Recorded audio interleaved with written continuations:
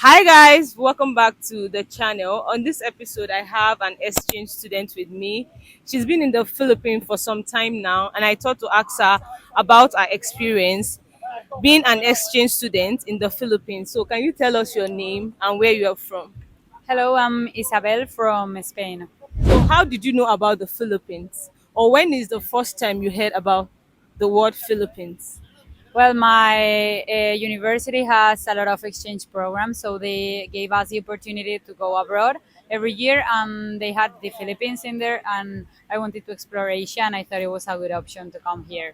Before the time of the exchange student, I mean Philippines, Spain, you guys have a relationship. Do you know the relationship you guys have? Yeah, we study history in at class in high school, so we know all the history, and also that was one of the points of coming here because they speak really good English too and some Spanish, so language is not a problem. And in Asia, it mostly is a huge problem the language. Do you know how many years Spain colonized the Philippines? Yeah, it was like 333 years. But that's a lot. Yeah, that's a lot. How do you feel about that? No, it's part of the history and you have to accept it, and it's part of also our culture. Their culture is a share of identity. So when you came here as an exchange student, that was your first time in the Philippines. Yeah. So what was your first impression of the people and the country itself? Because you've been hearing Filipinos. So when you came, what was your first impression? Well, people are super nice. We are not that used to it in Spain, maybe because we have a lot of tourism and people are more are not that friendly with everyone. Here, I noticed everyone was super friendly, super helpful, and they also wanted to know about us. It was also they had a lot of interest in us, and I feel like in Spain we receive that amount of tourists that we are not that interested mostly in every single person. But here, for me, it was such a great experience sharing it with the people. So you came here as a student. How long did it take you to integrate into the Philippine educational system? Well, for that we had some problems with enrollment and everything, but once we were already in class, it was super easy to integrate. People were really friendly, and although we had some cultural differences, people were always trying to push us, and the teachers trying to make us feel one more in the class. So that was really nice too. What is the differences between Spanish educational system and Philippine educational system? Well, I feel like here they are super advanced with the educational system. In Spain, we have so like really strict laws. So to change the educational systems, it takes a lot and judicial decisions and everything. And here, I noticed they had already integrated AI classes. That was amazing, and also they had a really close relationship with the teachers. Like the students were really friends with the teachers, and in Spain we have more like a power relation or more a straight relation, but here was super close. So getting apartments and cost of living, can you share with me? Well, we it's difficult to get to the prices the Filipinos get, so we had to rent an Airbnb that was a little bit more expensive, but that's a risk you take when you are a foreigner, I guess. So we could not rent as the normal students. I think the rent is much cheaper, but we could not get it because we were just foreigners and we didn't know like the way to do it. So on an average, how much do you spend for your Airbnb as student? More or less like maybe 40,000 pesos, but we live also in Makati. That is one of the most expensive places in Manila because our university was there.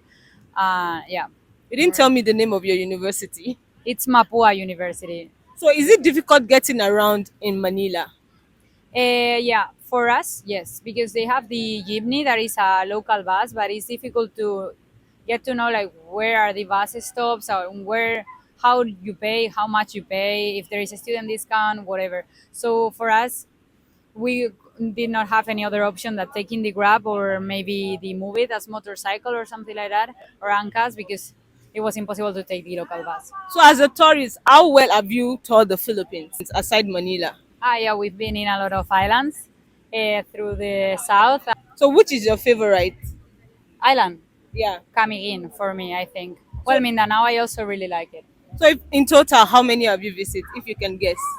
Like 8, 10, more or less. So as a student, do you think it's expensive to tour the Philippines and having to manage education? Not really. Like we have the education for free from Spain, so we don't have to pay anything here at Okay. college.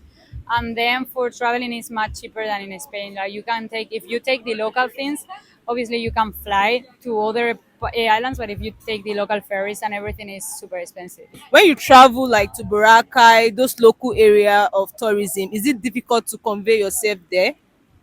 Yeah, mostly you have to have Facebook and be and act as a local, but that's something you learn once you are here for more than 1 month. So if somebody wants to be an exchange student, what advice would you give them, and what are the things you wish you did before you came? Probably to get to know Filipino people because normally when you go in exchange student, you do more a team with the exchange people. But if you get to know Filipinos, they are gonna give you the tips to travel and to get to, for example, cheaper cafes, good places, and the most amazing places are the ones that the local people know and not the touristic ones for me. How about the food? It was nice. Like we have a lot of also cultural similarities in Spain. Like we have adobo, ceviche. So it was. I like it a lot. The food. Do you eat in the local restaurants or the fancy ones? No, in the local ones. We are in a budget. We've been traveling for a lot, so we go to caranderias and Okay. eat the rice with chicken adobo or yeah, You are in La Union. Do you consider this island cheap or expensive? expensive. And how difficult is it for you to get your way around here? Like renting bikes. Yeah, it was super expensive and not really easy. Like we had to contact local people. I had some numbers I met surfing, also like yeah, in the beach around, and you end up with the numbers you contact, but through messages or even Facebook, and you end up renting. But there is no like a place to So rent. my last question to you, was there any time at any point when you were traveling you felt the need to learn the language? Not really. It was one of the best points that they speak amazing English, amazing. Well, in Tagalog, they also have a lot of words in Spanish. Do you know any Tagalog words? Siki siki, lami, Uh-huh. and salamat. All right. Thank you so much for sharing your experience with me. I'll catch you guys in my next episode. Bye, guys.